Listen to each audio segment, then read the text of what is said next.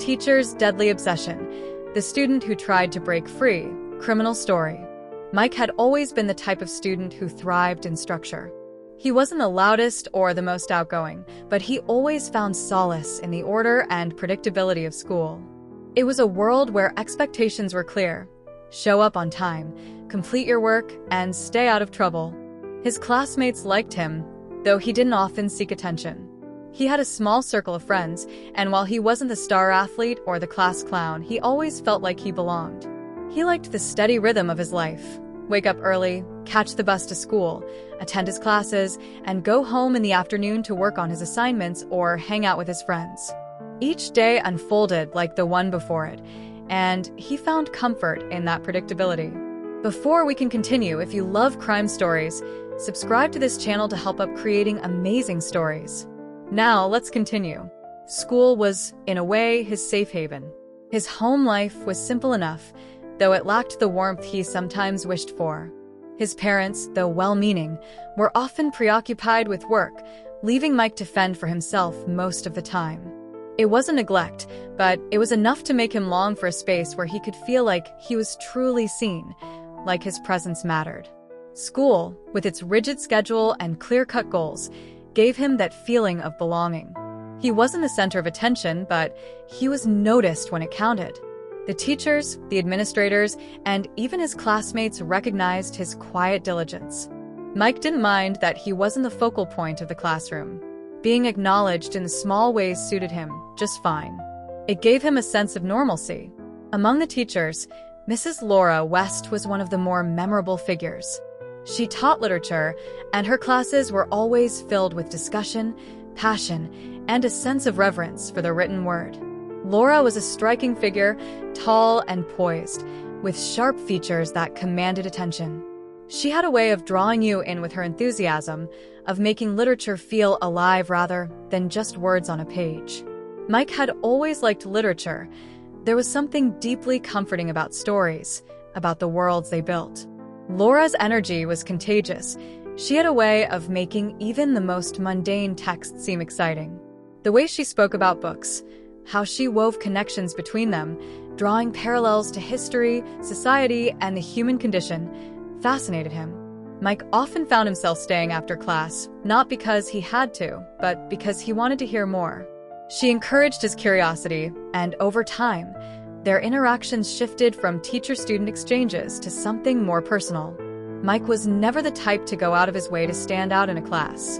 He preferred to keep a low profile, answering questions when asked and offering insights when he felt they added value.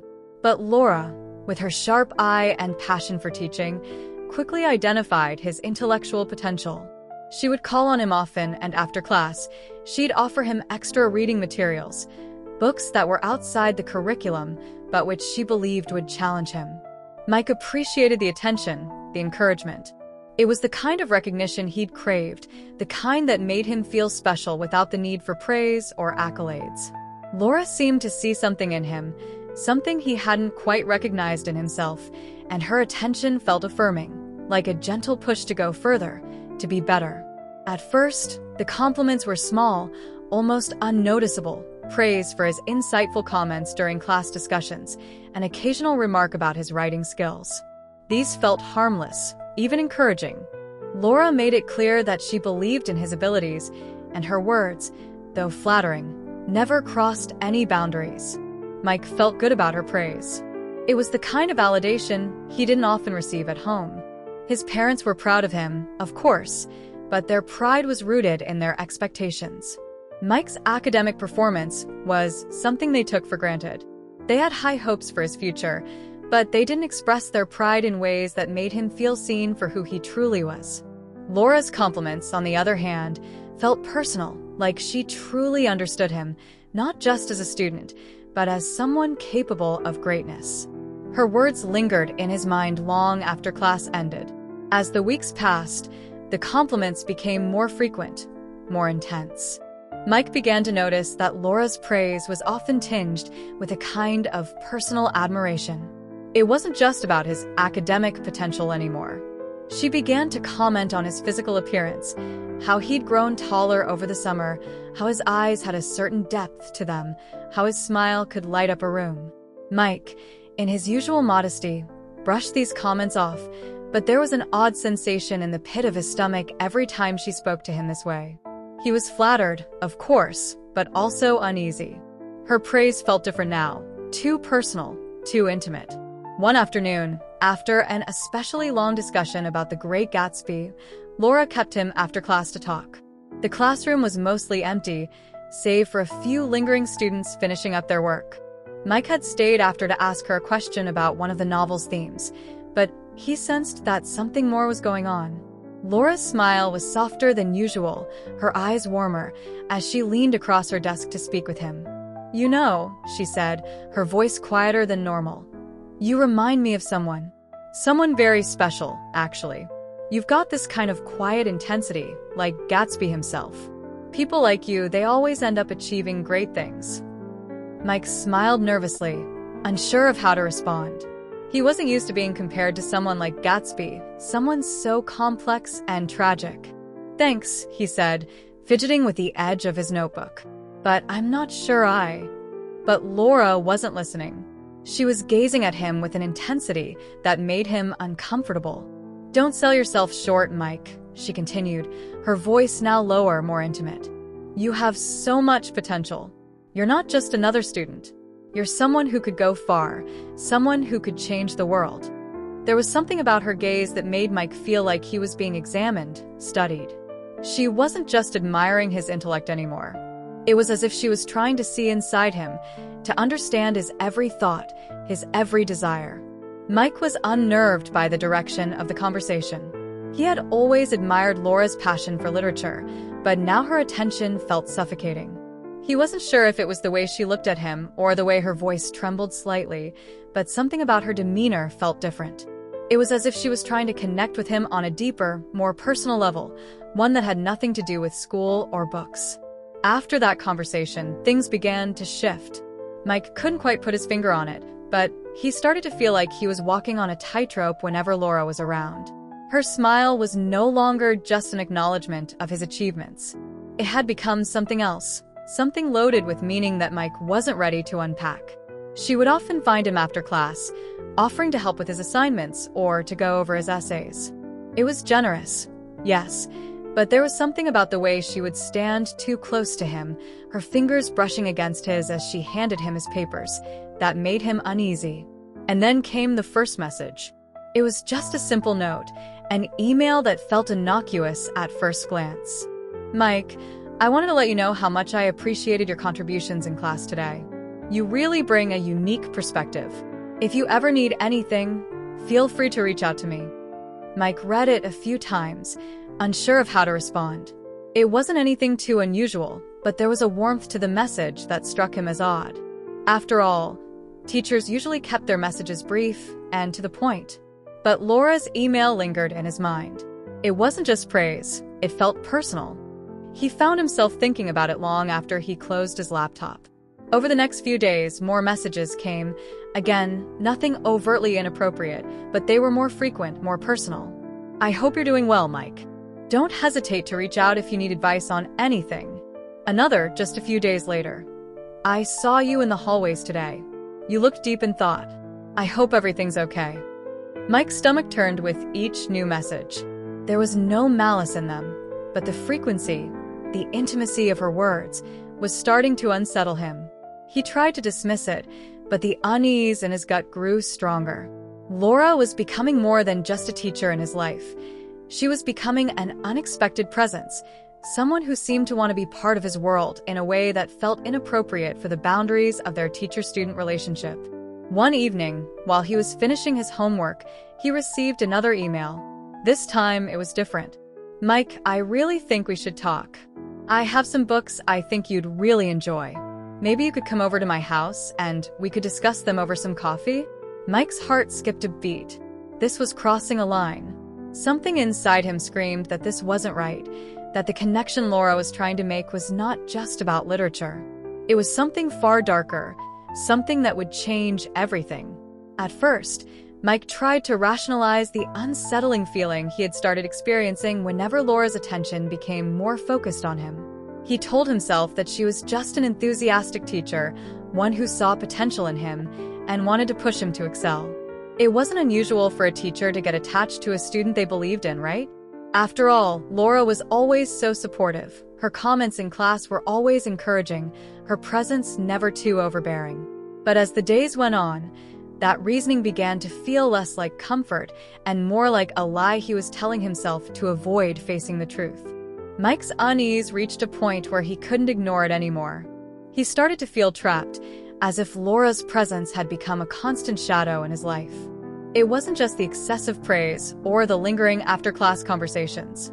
It was the way she had begun to invade his space, showing up where he least expected it, sending messages at odd hours, and creating situations where he had no choice but to respond. Every gesture, every word, every glance seemed calculated, and Mike was beginning to feel like he was being groomed for something he couldn't quite grasp, but which he knew was dangerous. It started with the messages. At first, they had been relatively benign. Compliments about his academic work and occasional comments about his potential as a student. But soon, those messages turned more personal, more frequent, and then more intimate. He could no longer justify them as merely the behaviors of a concerned teacher. Laura's messages veered into territory that made Mike feel uncomfortable, like he was being pulled into a world where boundaries no longer mattered. She began texting him late at night, long after the school day had ended. At first, the text seemed harmless enough. Just wanted to say you did an excellent job on that essay today. Keep it up. But soon they became more probing. I hope you're doing okay. I noticed you've been quiet lately. Is everything all right? Mike would read the messages and feel a chill run down his spine. Why was she asking him about things that had nothing to do with class? Her inquiry about his emotional state felt more like a personal interest than professional concern. Mike, being naturally introverted, was no stranger to feeling overwhelmed, but he had always dealt with his problems in his own way. He didn't need to open up to someone, especially a teacher. He liked to handle his emotions quietly, in solitude, without the interference of anyone who might not understand.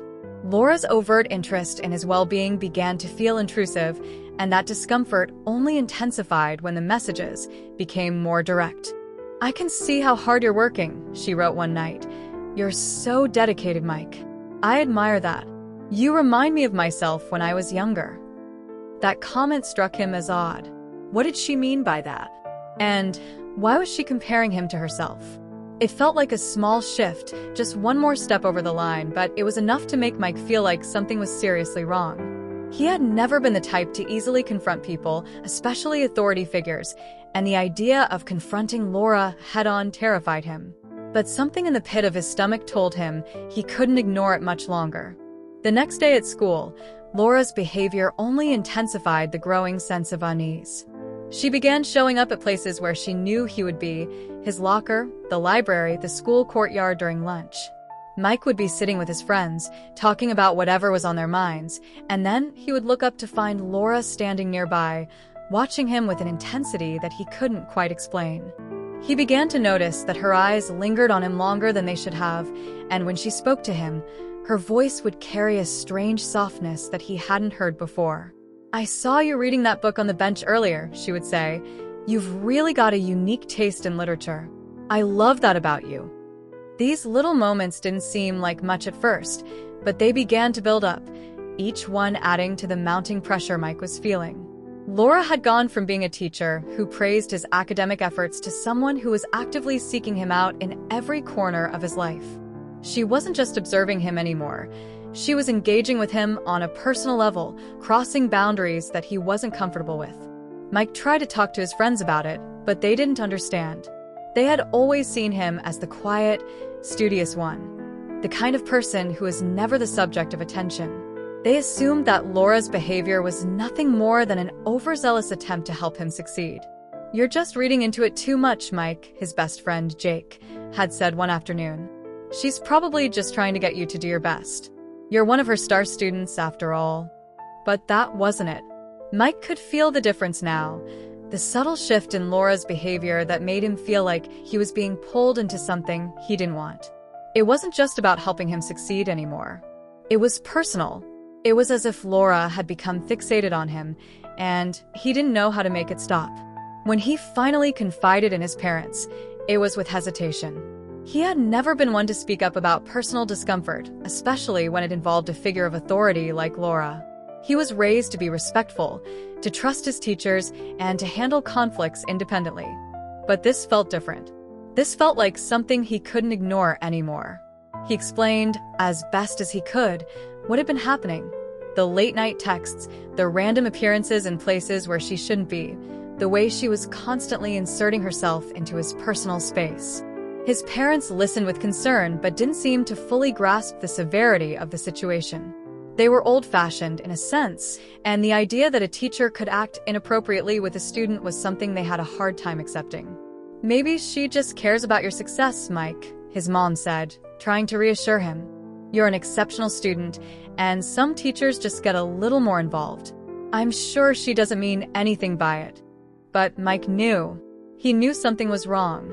His gut was telling him that Laura's attention wasn't about his academic future. It was about him.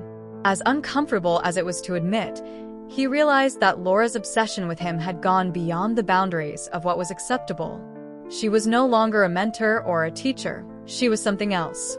She was a woman who had fixated on him, someone who was willing to cross every line to keep him in her orbit. His parents, though concerned, were not prepared to escalate things immediately. They urged him to keep documenting the incidents and to avoid interacting with Laura as much as possible. But Mike knew that avoidance wasn't enough anymore. He had to do something. He had to find a way to make her stop before it went too far. He tried to keep his distance, both physically and emotionally, but it was becoming increasingly difficult. Laura was persistent, and it was as though she had an uncanny ability to know when he was trying to avoid her. One day, Mike found himself in the library, quietly reading through a textbook for an upcoming exam, when he heard her voice from behind him. "Mike, I didn't expect to see you here," she said, her tone soft and inviting. "I've been meaning to talk to you about that essay. Your analysis of Moby Dick was so insightful. You know, I've always thought you'd be an incredible writer someday." Mike froze. He hadn't expected her to be here, and he certainly hadn't expected her to track him down while he was trying to escape her gaze. He felt the weight of her presence behind him, her eyes studying him as he sat in the chair, his hands gripping the edges of his book. He didn't know what to say. He felt trapped, cornered by her attention. He couldn't escape. He couldn't even breathe.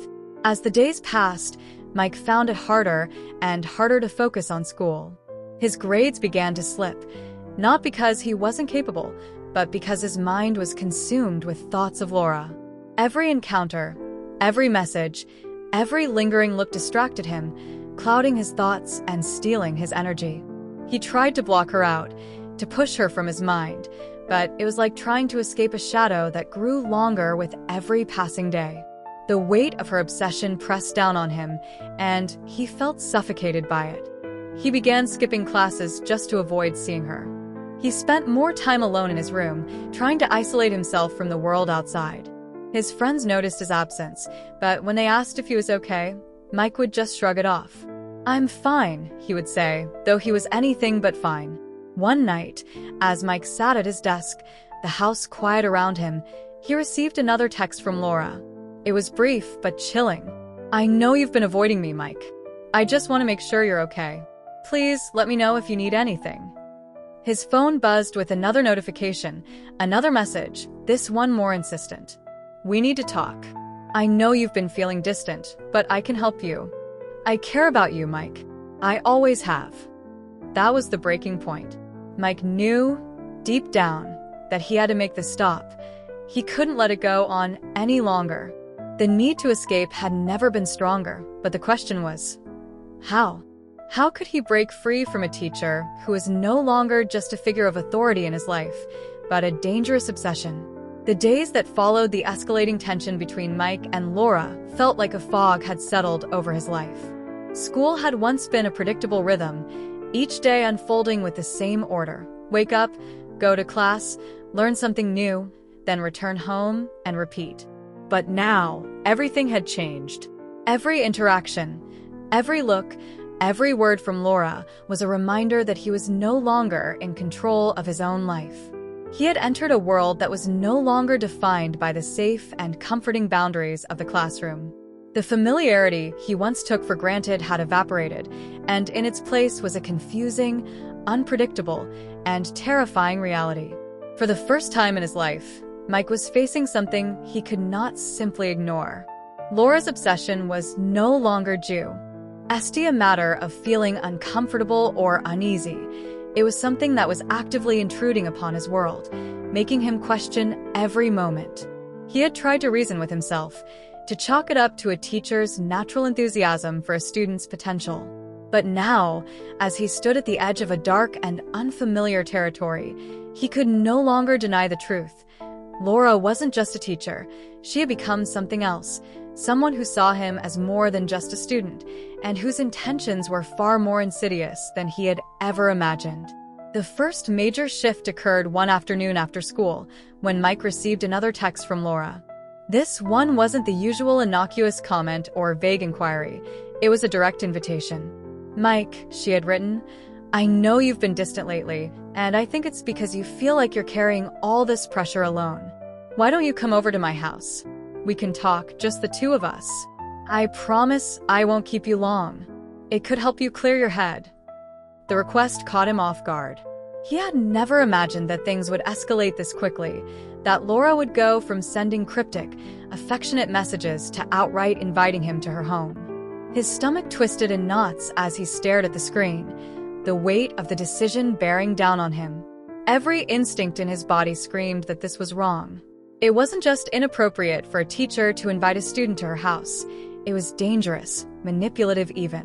But the part of Mike that had been craving validation, that had sought out Laura's approval for so long, found it hard to push the idea away. For days, he vacillated between ignoring the invitation and considering it.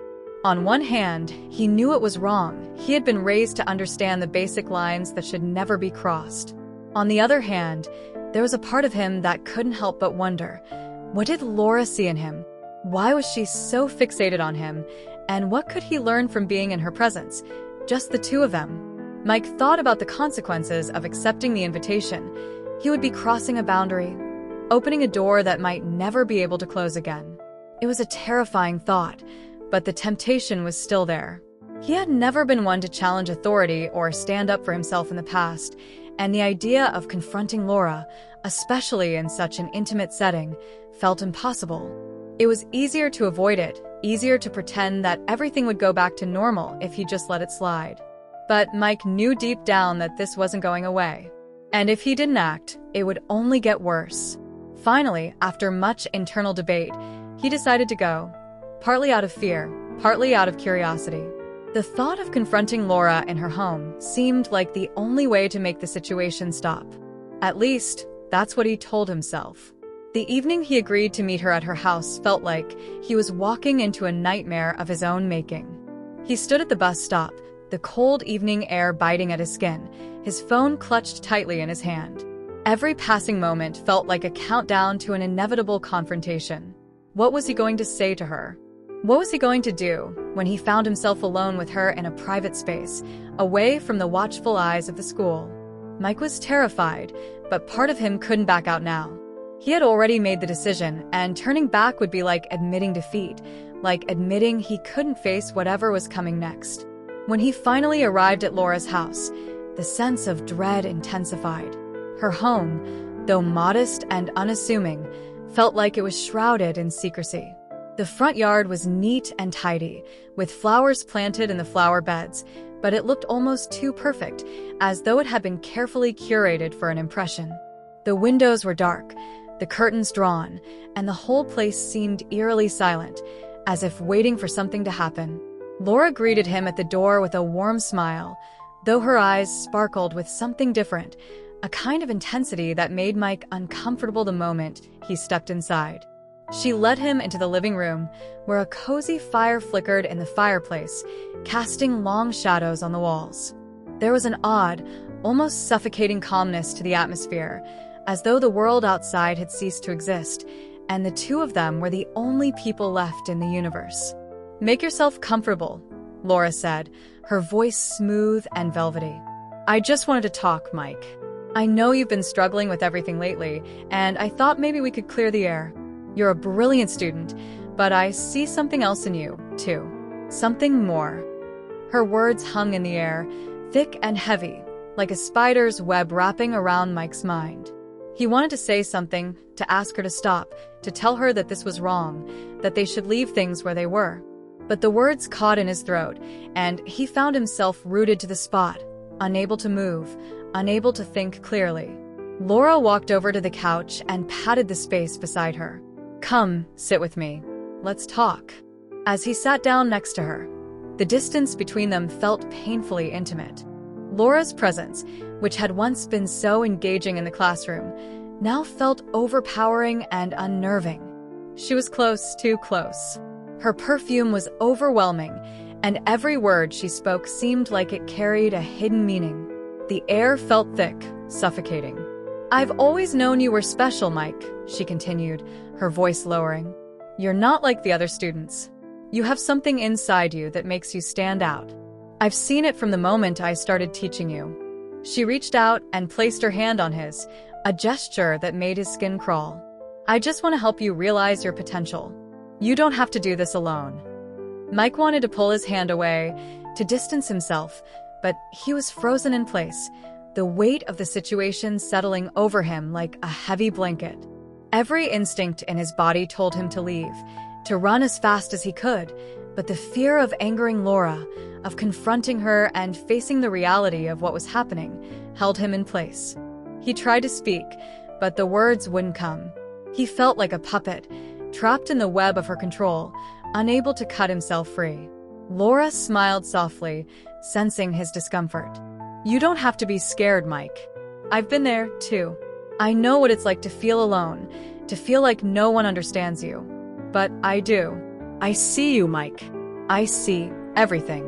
The pressure of the moment built to an unbearable level, and Mike could feel his heart pounding in his chest. The truth began to settle over him. Laura wasn't trying to help him. She wasn't interested in his future or his success. She was interested in something else entirely, something dark, something that made his skin crawl. This wasn't a teacher trying to guide a student. This was obsession. Laura had crossed a line, and Mike had allowed himself to be lured into her world, a world where he was no longer in control. He had entered the unfamiliar, and now he had no idea how to escape. The walls of the room seemed to close in on him, and he felt trapped, suffocated by Laura's presence. Every breath felt like it was becoming harder to take, as if the air itself had thickened with the weight of her gaze. He had come here thinking he could confront her, stop the madness, but now that he was in her presence, the fear of what she might do to him next overwhelmed him. He wanted to run. He wanted to scream, but he couldn't. "Mike," Laura's voice was low, almost a whisper. "You don't need to be afraid. I've been watching you for so long, and I know what you need. You need me." The words struck him like a blow, and for a moment, everything inside him seemed to freeze. He had been playing by the rules, following the path that he thought would lead him to safety. But now, standing in this strange, suffocating place, he realized that he was no longer in control of his own life. Laura had drawn him in, and now there was no escape. Mike was drowning in a sea of emotions, each one vying for his attention. The encounter at Laura's house had shaken him to his core, but it had also opened his eyes to a brutal truth. He could no longer deny the power she had over him. Every thought he had, every decision he made, seemed to be linked to her. There was no escaping it. Laura was not just a teacher. She had become a force in his life, a presence that loomed over him, shaping his actions, his thoughts, and his reality. But Mike was nothing if not a survivor. And like any survivor, he knew that if he was going to make it out of this situation without losing himself entirely, he would have to adapt. He couldn't just run away from Laura, couldn't escape her control by hiding in his room or pretending that everything would go back to normal. He had to face her, learn how to live with the weight of her obsession, and ultimately find a way to break free without triggering her wrath. The first step in his adaptation came in the form of avoiding further invitations. After the uncomfortable meeting at her house, Mike felt like he had come too close to the precipice, like one more step in Laura's direction would send him spiraling into a place from which he might never return. But avoiding Laura became harder as she grew more persistent. She texted him every day, each message a reminder of her overwhelming presence in his life. "Mike, I'm really worried about you," one message read. "You haven't been responding to my texts. I'm just trying to help you. You know I care about you." Another one arrived a few hours later. "I know you're busy with school, but I just wanted to remind you how special you are. You're so talented, and I want to help you achieve everything you deserve." These messages came at all hours, early morning, late at night, during the middle of the day. Mike couldn't escape them, couldn't shut them out. He felt like he was constantly on the edge, waiting for the next message, the next appearance, the next move she would make. The constant barrage of texts and attention was suffocating, but there was an eerie consistency to it as well. Laura's obsession wasn't erratic or irrational. It was calculated, methodical. She knew what she was doing, and in a way, that made it even more terrifying. Mike realized that in order to deal with Laura, he needed to become just as calculated as she was. He couldn't confront her directly. He wasn't ready for that. Not yet. But he could learn to play the game, at least for now. So he did what he had always done when faced with a challenge. He adapted. He began responding to her messages, but always with just enough distance to keep her from getting too close. He learned the delicate art of pretending to care without actually letting her in. "Thank you for the kind words, Laura," he would write. "I'm working hard, trying to keep up with everything. I'm doing all right, just trying to stay focused on school." He knew that these responses, while polite, would never be enough to satisfy her. Laura wanted more. She wanted to be the center of his world. But Mike was careful to never give her that. Every time he responded, he did so with a cool detachment, a careful balance of civility and distance. But it wasn't easy. His fingers trembled as he typed the words, each letter a small act of defiance against the suffocating grip Laura had on him. He was playing a dangerous game, one where every word could either fuel her obsession or push her away. At school, things weren't much better. Laura's presence was everywhere. It was in the way she watched him during class, her eyes always fixed on him, as though she were studying him, analyzing every reaction, every movement. Mike began to dread the moments when their eyes would meet. At first, he would look away quickly, as though caught doing something wrong. But over time, he started to learn how to mask his discomfort, how to play it cool in front of her.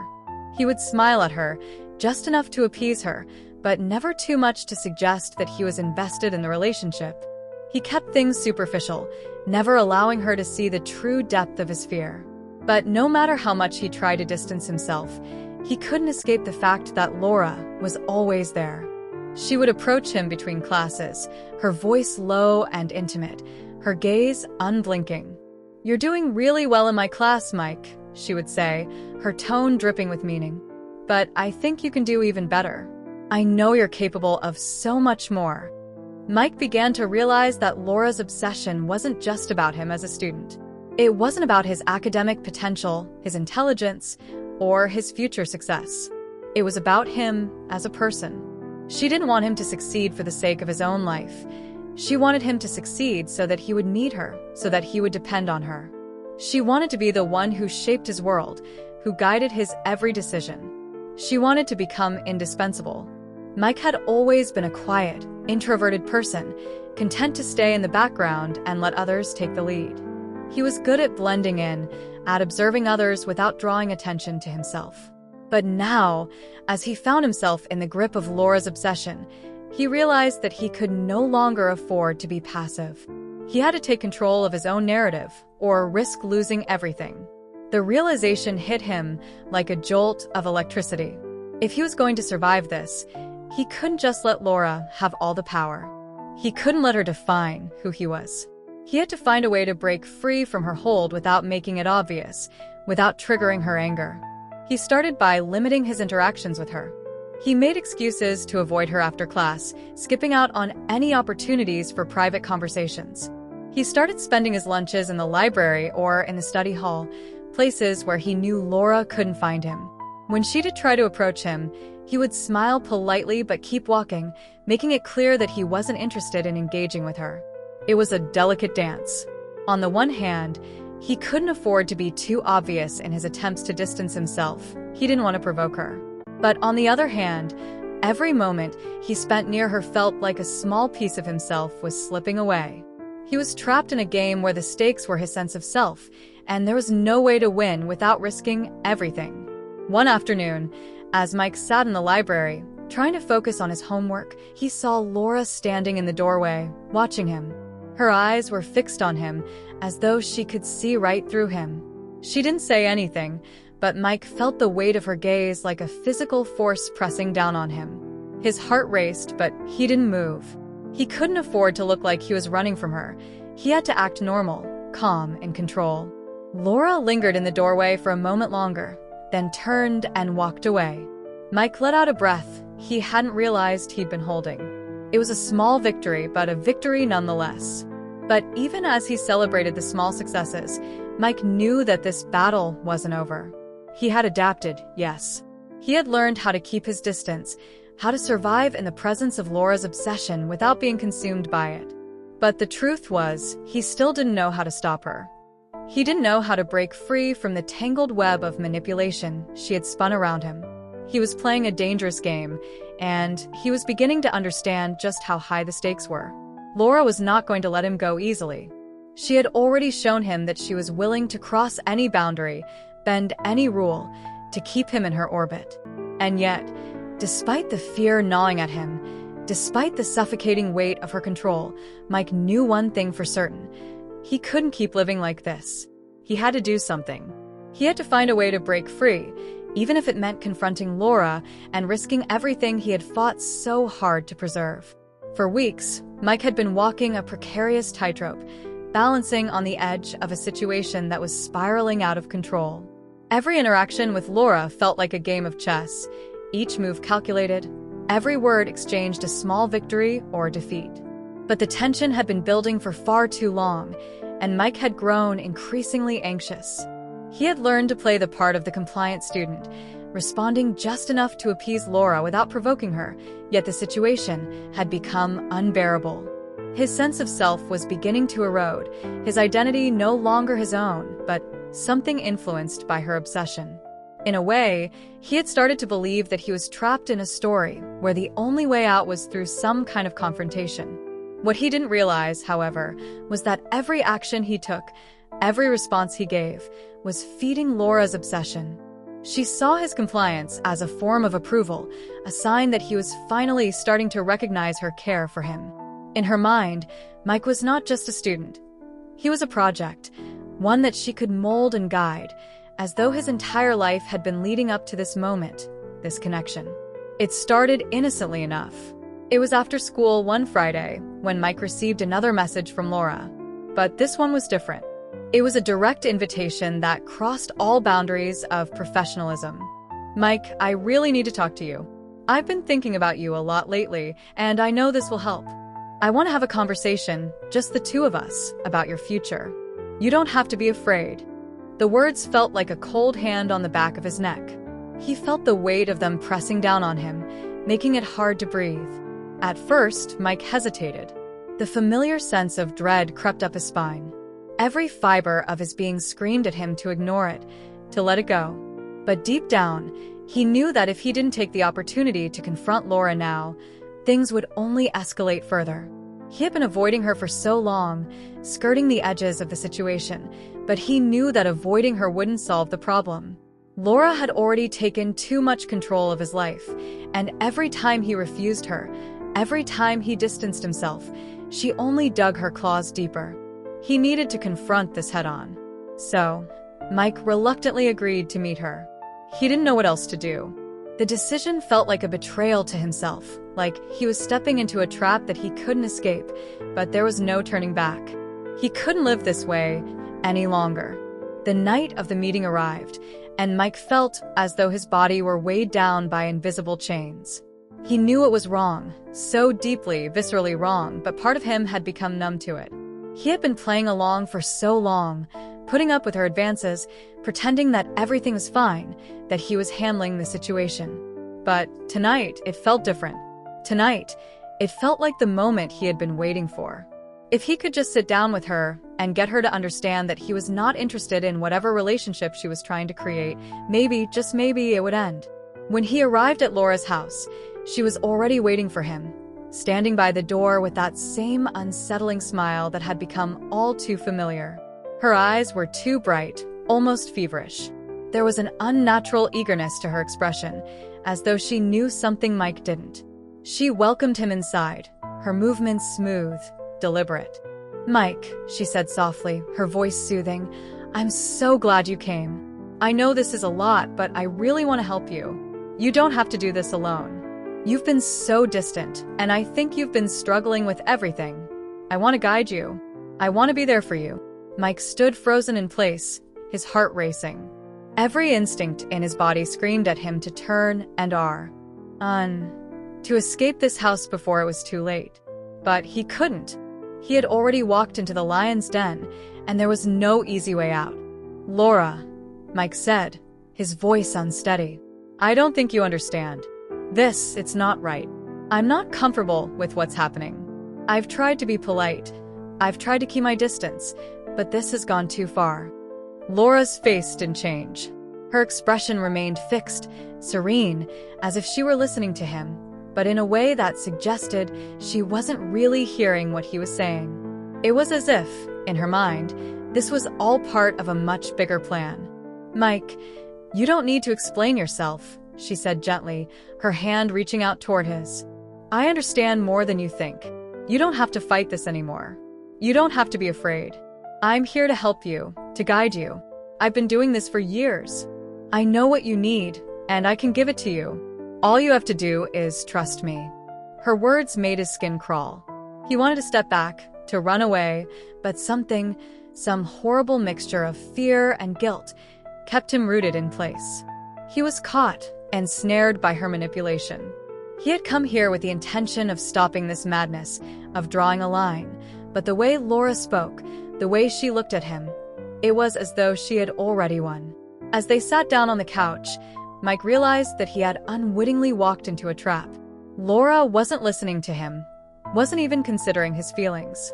She was too deep in her obsession, too consumed by her need to control him. Her words were like a siren song, luring him deeper into her world. "You're so special, Mike," she said again, her voice soft and coaxing. "You don't realize how much potential you have. You've always been so strong, so capable, and I've always known that you were meant for something bigger, something better. You don't have to be alone in this. I can be your partner in everything. I can help you realize your dreams." Mike's stomach churned. It was all too much. The lines between what was right and wrong had become so blurred that he couldn't see a way out. He had wanted to get away from her, to break free from the vice grip of her obsession, but here he was, sitting in her home, listening to her speak, as if this was the most natural thing in the world. And then, for the briefest of moments, Mike felt something shift. He realized that Laura's obsession with him wasn't about love or care. It wasn't about helping him succeed or guiding him toward greatness. It was about possession. She was trying to own him. She wanted to control him, to make him her project, her property. He wasn't a student to her. He was an extension of herself. She needed him to need her. In that moment, Mike understood the true depth of Laura's obsession. He understood that this wasn't about a teacher helping a student. This wasn't even about love. It was about control, about manipulation. And in a twisted way, she had succeeded. She had trapped him in a world where his every move was dictated by her needs and desires. For the first time, Mike realized that he had been living in a kind of false victory. He had thought that by playing along, by keeping Laura at arm's length, he was somehow winning. But the truth was that he had lost the moment he had allowed her to cross the line. And now, sitting on that couch, feeling the weight of her gaze, he realized that he wasn't in control anymore. She had won. Mike was trapped in a cycle of manipulation and obsession, a cycle that he didn't know how to break. The prize he had wanted, a way out, a return to normalcy, was no longer in his grasp. What he had wanted, what he had hoped for, had slipped away from him the moment he had walked into Laura's house. As the evening wore on, and Laura continued to speak about their future together, Mike's mind raced. The door to escape had closed, and the more Laura spoke, the more he realized that there was no going back. In his effort to confront her, to draw a line, he had unknowingly crossed into her world, where the only reality that existed was the one she had created. In this section, Mike reaches the point of false victory. He confronts Laura, but her obsession only deepens as she continues to manipulate him. What he thought would be an opportunity to break free instead entangles him further, and he comes to understand that Laura's obsession is not about love or care, but about possession and control. He has entered her world fully, and escaping it will be much harder than he could have imagined. Mike had always been a quiet person, someone who preferred to keep to himself. He never sought the spotlight, never wanted attention. But for the first time in his life, he was keenly aware of how small and insignificant he felt. Laura's obsession with him had stripped away the semblance of normalcy he had once known, and now, as he sat in the living room of her home, alone, trapped in her carefully constructed world, he realized that there was no way to walk away without paying a price he wasn't sure he could afford. The weight of this realization settled heavily on his chest. The false sense of victory that he had briefly clung to after agreeing to meet her had dissolved completely. In its place was a cold, crushing sense of dread. He had been so focused on surviving, on playing the game, that he hadn't fully grasped the consequences of what he had done. He had thought that by showing up to Laura's house, he could somehow assert control over the situation, that he could demand a return to normalcy. But instead, he had walked straight into her trap, and she wasn't about to let him go. Laura was still talking, her voice low and insistent, her eyes fixed on him with a kind of intensity that made his skin crawl. She was saying things, repeating the same words she had used the previous week. "You're special, Mike. You're meant for so much more. I want to help you. You can't do this alone." But this time, the words didn't resonate with the same force. This time, Mike wasn't listening. This time, he knew the truth. There was no helping him. Not the way Laura wanted to help. Not the way she needed him to need her. He felt like he was suffocating. The walls of her house seemed to close in around him, pressing down on him, and he could barely breathe. This was all a game to her. A game of manipulation, of power. She wasn't offering guidance. She wasn't offering support. She was offering herself, her control. She wanted him to need her the way she needed him, to see her as the only person who could save him from the world outside. And that was when Mike understood. Laura was suffocating him, and if he didn't act soon, he might never escape. But the truth was, Mike had already crossed a line. His decision to come to her house had sealed his fate.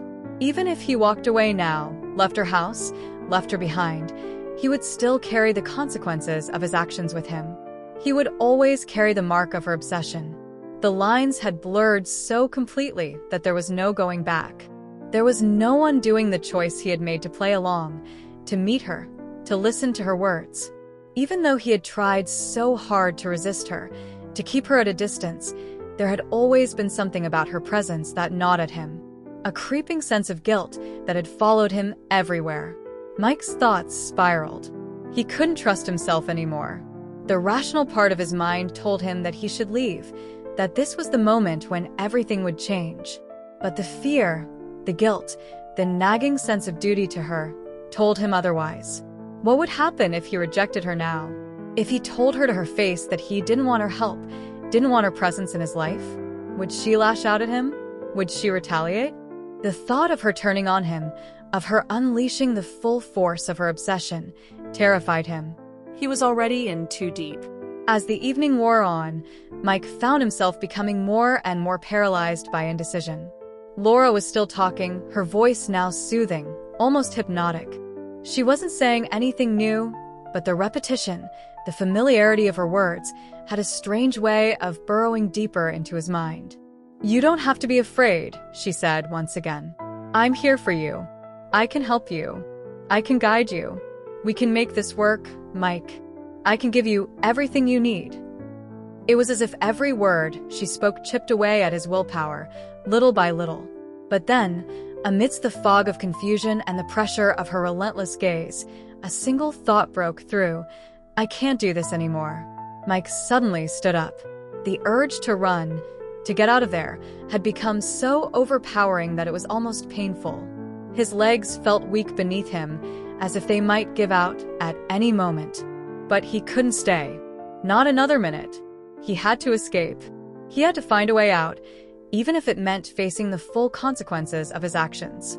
Laura, he said, his voice shaking with a mix of fear and determination, this has to stop. I don't want this. I can't keep going along with this. It's not right. For a moment, there was silence. Laura didn't speak.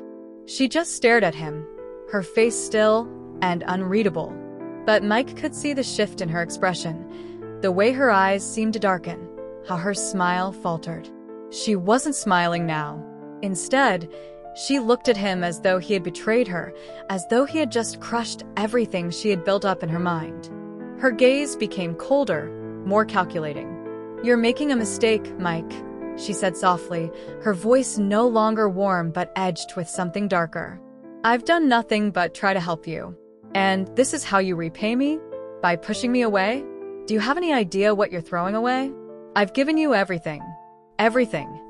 Her words sent a shiver down his spine. It was clear now, she wasn't just hurt. She was angry. The facade of care and concern she had worn for so long had fallen away, revealing the true nature of her obsession.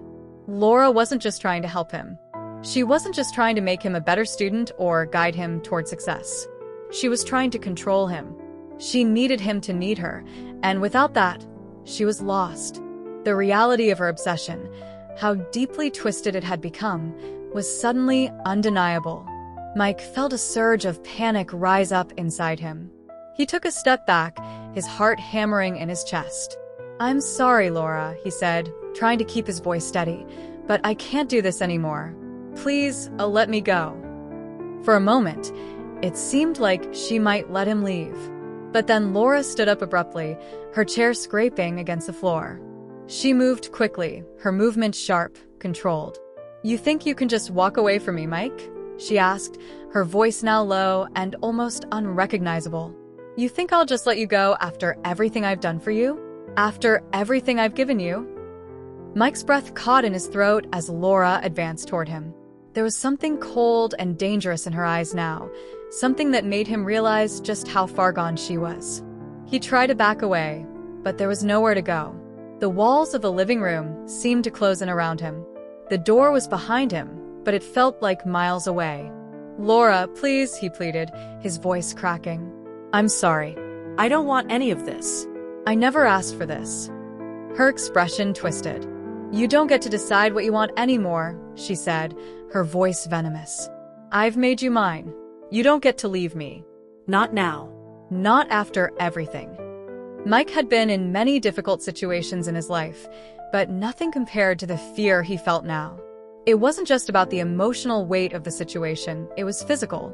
It was the feeling of being trapped, cornered, with nowhere to go. Laura was right in front of him now, standing just a few feet away, and he could feel the intensity of her gaze, like a weight pressing down on him. The room seemed to spin. His mind raced, his heart pounded in his chest. He had made a terrible mistake. He had thought he could manage the situation, control it, but in the end, he had underestimated her.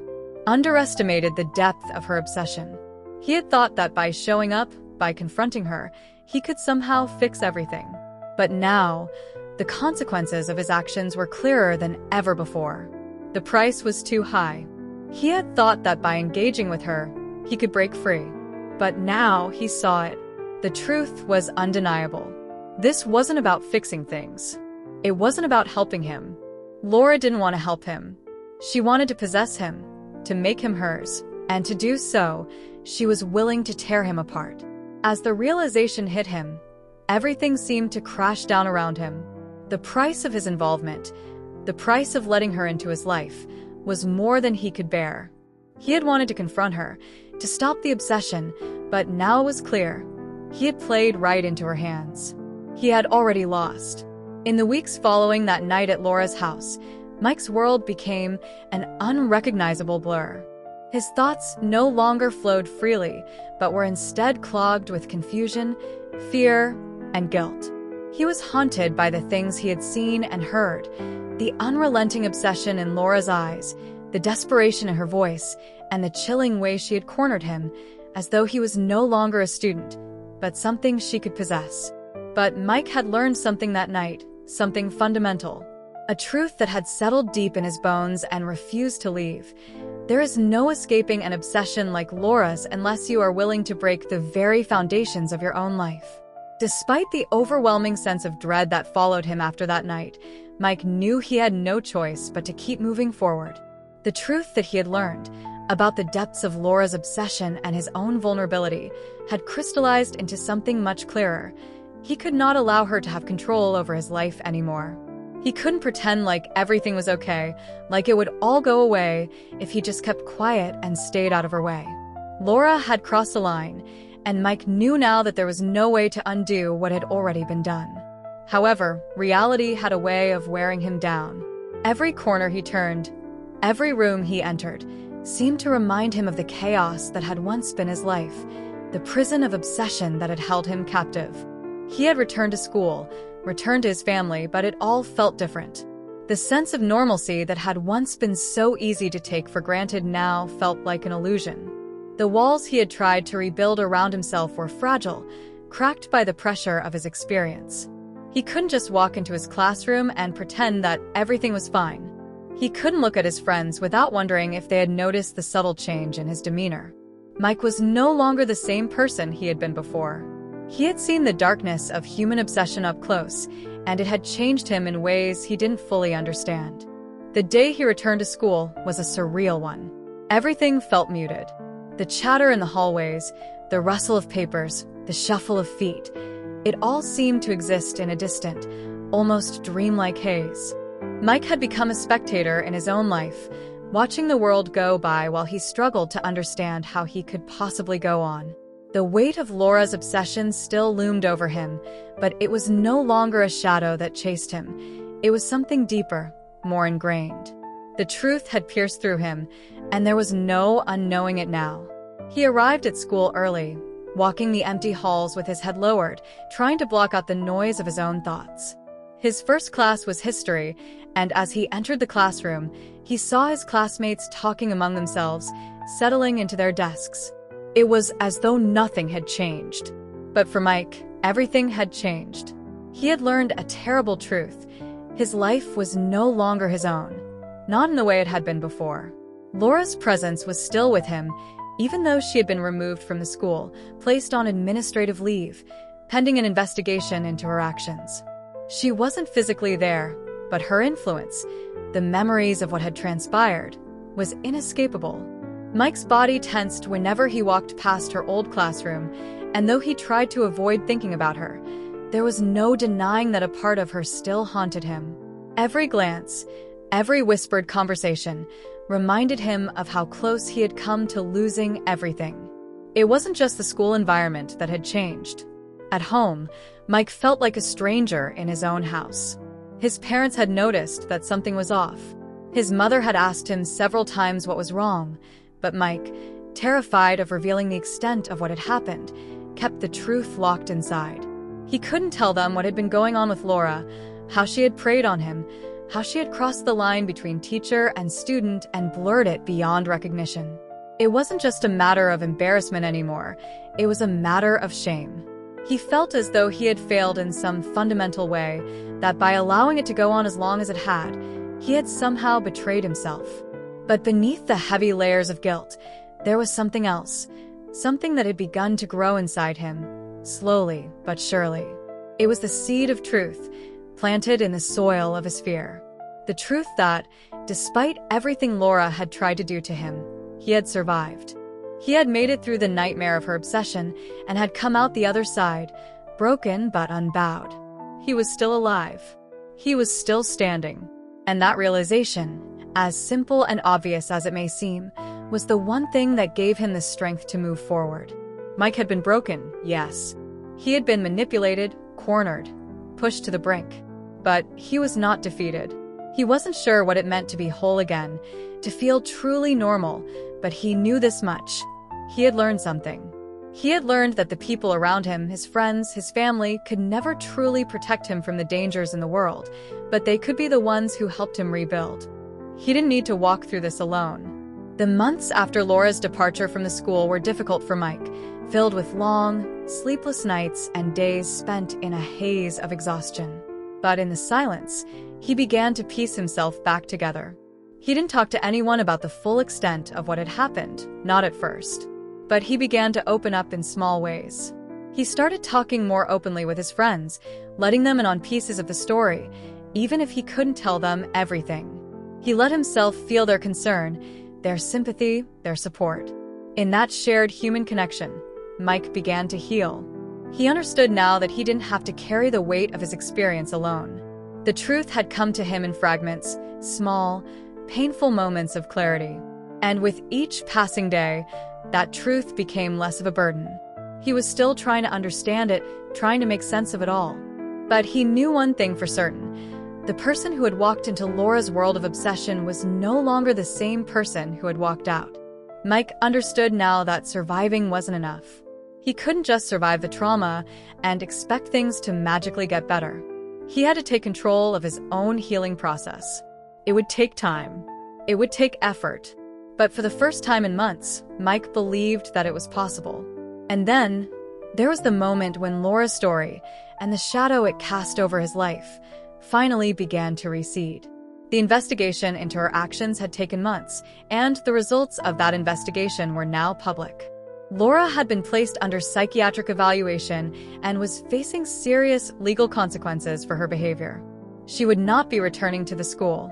And though the community's tie-in had been mixed, some in shock, others in disbelief, Mike felt something shift inside him. The truth was out. Laura was gone. And while it would take time for the scars of what had happened to fade, Mike knew that he had made it through the worst of it. There was no magical resolution, no instant return to normalcy. Mike knew that. But as he sat in his room one evening, the soft hum of the world outside his window filling the silence, he realized that he had reclaimed something precious, his sense of agency. His life was his own again, and while it might never be the same, he knew that he had the power to rebuild it, piece by piece. The truth he had learned about himself, about the fragility of human connection, about the dangers of obsession, was not a lesson he could unlearn. But it was a lesson he had to accept in order to move forward. As difficult as it had been, as painful as it had been to face, Mike had survived. He had survived a nightmare and come out the other side stronger, more aware, and ready to face whatever came next. And though the scars would remain, reminders of the battle he had fought, Mike knew that he had been forever changed, not by the horror of Laura's obsession, but by the strength he had found within himself to overcome it. Disclaimer: this channel does not support or tolerate any form of discrimination, racism, prejudice, or violation of human rights. The stories presented here are original and created by the author with the aim of promoting reflection, awareness, and dialogue. All content is developed with respect for diversity and the dignity of all people.